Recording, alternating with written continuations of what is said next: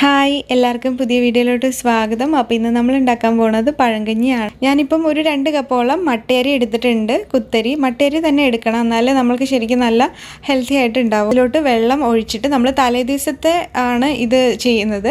അപ്പം ബാക്കി വരുന്ന ചോറിൽ നമ്മൾ സാധാരണ വെള്ളമൊഴിച്ച് വയ്ക്കുമല്ലോ രാത്രി. അപ്പോൾ അങ്ങനെ ഞാനിപ്പം രാത്രി വെള്ളമൊഴിച്ച് വെച്ചിരിക്കുകയാണ്.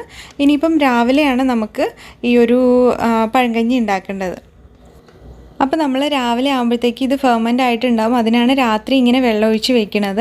ഇനി നമ്മൾക്ക് ഇതിലോട്ട് കുറച്ച് മസാലയൊക്കെ ഇട്ടിട്ട് മിക്സ് ചെയ്യാം. അതിന് വേണ്ടിയിട്ട് നമ്മൾക്ക് കുഞ്ഞുള്ളി വേണം, പച്ചമുളക്, ഇഞ്ചി, കറിവേപ്പില, ഇത്രയാണ്. ഇതിട്ടിട്ട് നന്നായിട്ടൊന്ന് ചതച്ചെടുക്കുക. 4ഉം കൂടെ ചതച്ചതിന് ശേഷം പിന്നെ നമ്മൾ ഇതിനകത്തുനിന്ന് എടുത്ത് നമ്മൾക്ക് കഞ്ഞിയിലോട്ട് ഇടുകയാണ് ചെയ്യേണ്ടത്.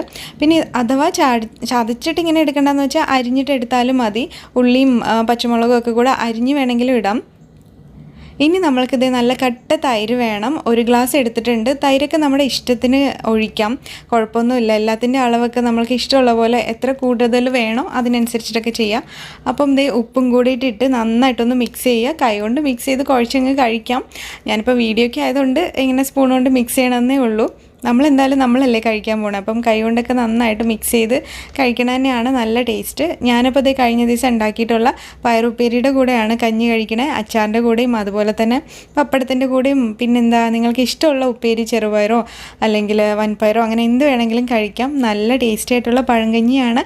ഇതുപോലെ ഒന്ന് എല്ലാവരും ഒന്ന് ട്രൈ ചെയ്ത് നോക്കുക.